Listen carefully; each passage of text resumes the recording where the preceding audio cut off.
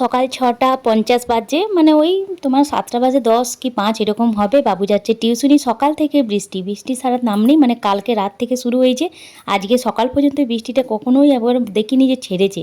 এই অবস্থাতে যেতেও হবে, ধরো টিউশনি স্কুল আর কত বন্ধ রাখবে।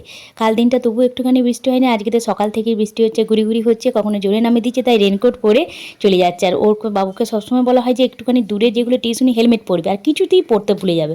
আর সেই জন্য আমাকে একবার, নাহলে ওর বাবাকে একবার ধমকাতে হয়, দিতে হয় হাতের কাছে। সেই ও চলে যাবে, ততক্ষণ রান্না বসিয়ে দিচ্ছি, ভাতটা হয়ে গেছে, সিটি পড়ে গেছে, বন্ধ করে ওকে আগে টিউশনিটা পাঠাচ্ছি। ওকে যেমন সকালে দিই ছাতুর শরবত, বাদাম এইসব খেয়েই ও চলে গেল। আর ওর বাবা ওকে নামিয়ে দিয়ে এসে বললো চাটা খাবে। কারণ কি জানো তো, আজকে একটুখানি চাটা করতে দেরি হয়ে গেছে, ভাতটা চাপিয়ে দিয়েছি। আর এই যে বৃষ্টি পড়লে রেনকোট পরবে, পরবে, হাতের কাছে সব এগিয়ে দিতে হবে। আর একটু উঠতে দেরি করেছে বাবু, যে একটু তাড়াহুড়ো করছে, তার জন্য ওকে টিউশনিটা পাঠিয়ে দিয়ে আগে আমি টিফিনটা বানাচ্ছি। কারণ আজকে টিফিনটা ও খুব পছন্দের, তবুও ওকে বলেছিলাম যে আজকে যে টিফিনে খাবারটা দেবো কি, কারণ আগের দিন ও কিছুটি নিয়ে যেতে চাইছিল না। ও বলছে যে না তুমি দেবে দাও, কিন্তু চামচে করে গুনে গুনে দেবে, ক চামচ দিচ্ছ। আমি কেন, বলছি না আমাকে তো সেরকম ভাগ ভাগ করে করে দিতে হবে সবাইকে, বন্ধুর সঙ্গে তো শেয়ার করে খেতে হবে, সেই জন্য আমরা ঠিক আছে নি বেশি করেই বানাচ্ছি, বেশি করেই দেবো তোকে আর তোর বাবাকে বেশি করেই দেবো দি। সেই জন্যই আজকে প্রথমেই ভাতটা করে নিয়েছি, তারপর টিফিনটা বানাচ্ছি, এদিকে রান্নাটাও হবে। 3টে গ্যাস সমানভাবে জ্বালিয়ে দেবো, তাহলেই হয়ে যাবে। আর এই টিফিনে আমি কী কী দিয়েছি না দিয়েছি তা তোমাদের সঙ্গে আমি আগেই শেয়ার করে দিয়েছি ওই চ্যানেলে। আর আজকে বাবুর বাবা স্কুলের টিফিনেও ভাবছি এইটাই দেবো। এইরকম খাবার করলে আমার চিন্তা থাকে না, দুজনকে একই রকম খাবার আমি দিয়ে দিই।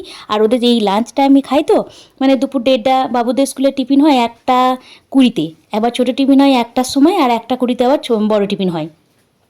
না ওই 12টা 50-এ একবার হয়, আর 1টা 10-15-তে একবার হয়, দুবার টিফিন হয়, একবার ছোটো টিফিন, একবার বড় টিফিন। ছোটো টিফিনের জন্য ফল টল কিছু দিয়ে দিই, বিস্কুট ফল। অনেকে বলে না আমাকে, কমেন্ট করে ওখানে যে তুমি বিস্কুট দাও, ডিম সেদ্ধ দাও। আরে বাবা, বিস্কুট আর ডিম সেদ্ধটা ছোটো টিফিনে খাওয়ার জন্য, বড় টিফিনে খাওয়ার জন্য পরোটা কিংবা হচ্ছে কোনো রাইস জাতীয় জিনিস কিংবা প্যানকেক এইসব আপ্পে টাপ্পে এগুলো করলে দিয়ে দিই। এইভাবে আমি টিফিনটা সাজিয়ে দিই, দুবার টিফিনে দুবার খেতে হয় বলে।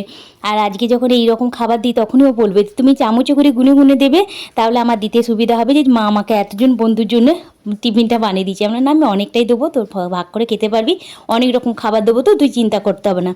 দিয়ে আসলে অনেকক্ষণ সেই 9টার সময় খাই, তো আবার যখন এসে খাই তখন বিকাল 4:30, তার জন্য একটুখানি চিন্তা আমারও হয় যে একটু বেশি করে খাবারটা নিলে বন্ধুর সঙ্গে শেয়ার করে খেলে তারপরে যখন ও খাবে পেটটাও তোকে ভরতে হবে, সেই জন্য একটু চিন্তা করি বেশি করেই করলাম। 1.5 কাপ মতো গোবিন্দভোগ চালকে 3 থেকে 4 বার ভালো করে ধুয়ে তার মধ্যে একটুখানি লবণ, মিচড়ি গুঁড়ো আর একটুখানি হলুদ গুঁড়ো, একটু আদাটাকে গ্রেট করে, আর একটু ঘি, আর একটু গরম মশলা গুঁড়ো সব কিছু দিয়ে মাখিয়ে আমি 10 থেকে 15 মিনিট রেখে দিয়েছিলাম। এ করতে করতে ডালটা ওইদিকে হয়ে গেছে, ডালটাকে ফোড়ন দিয়ে দিলাম। তারপরে একটুখানি তেলের মধ্যেই তোমার গোটা গরম মশলা দিইনি, কারণ দেখুন মুখে লাগে। আগেই তো আমি একটুখানি আদা বেটে দিয়েছিলাম, মানে গ্রেট করে দিয়ে দিয়েছিলাম, আর গরম মশলা গুঁড়ো দিয়েছিলাম, যার জন্য আমি এখানে আর কোনো ফোড়ন টোড়ন দিইনি। একবারে তেলের মধ্যে ওই চালটাকে 15 মিনিট পর একটু ভেজে 1.5 কাপ চালের জন্য আমি এখানে 3.5 কাপ কিন্তু জল নিয়েছি। প্রেসার কুকারে করলে জানো তো আমি ডবল জল নিইনি, কিন্তু যখনই আমি কড়াইয়ে করি, কড়াইয়ের ক্ষেত্রে চালটা যখনই সিদ্ধ হয় না তখন একটু সময়টা বেশি লাগে, জলটা একটু বেশি লাগে। তাই 1.5 কাপ চালের জন্য আমি এখানে 3.5 কাপ জল দিয়ে ঢাকা দিয়ে লো ফ্লেমে একদম ওই মাঝের গ্যাসটাই চাপিয়ে দিলাম। মাঝের গ্যাসটা হচ্ছে আমাদের খুব ছোটো, ওইটা হচ্ছে দুধ জাল দেওয়ার জন্য। তার মানে দুধ জাল দেওয়া মানে বুঝতেই পারছো, সব থেকে লো ফ্লেমে যে গ্যাসটা সেখানে চাপিয়ে দিয়েছি।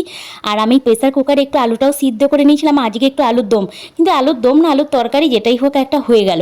এখানে একটু জিরে ফোড়ন, শুকনো লঙ্কা আর একটু গোটা গরম মশলা ফোড়ন দিয়ে আদা বাটা দিয়েছিলাম, দিয়ে সেইটা দিয়ে আলুটাকে একটু কষে নিয়ে নুন হলুদ আর একটু গরম মশলা গুঁড়ো, একটু কাশ্মীরি লঙ্কার গুঁড়ো দিয়ে একটুখানি হালকা করে ভাজা ভাজা করে জল দিয়ে এটা সিদ্ধ হতে দিয়ে দিলাম। সিদ্ধ তো হয়েই গেছে, একটু কুকড হয়ে যাবে, মাখো মাখো বাড়া আলুর দম টাইপের হয়ে যাবে। ওটাকেও সাইডে রেখে দিয়ে ওটার উপর থেকে যখন ওটা হয়ে গেল একটু ধনেপাতা কুচানো ছড়িয়ে দিলাম। ধনেপাতা কুচানো নয় তো, আমি কী পাতা দিলাম গো, ওই পুদিনা পাতা কুচানো, খুব ফ্রেশ ভাবটা লাগে। ধনেপাতা আনা ছিল না, এখন বাজারে পাওয়াও যাচ্ছে না, দিয়ে পুদিনা পাতা আমার গাছটা জানলাতে আছে, সেটা থেকে ছিঁড়ে কয়েকটা দিয়ে ওটা নামিয়ে দিলাম। আর ওইদিকে একটু কাজু বাদামটা ভেজে নিলাম। আর এইদিকে দেখো মোটামুটি 20 মিনিটের মধ্যে আমার কিন্তু পোলাওটা রেডি গেছে, বাসন্তী পোলাও।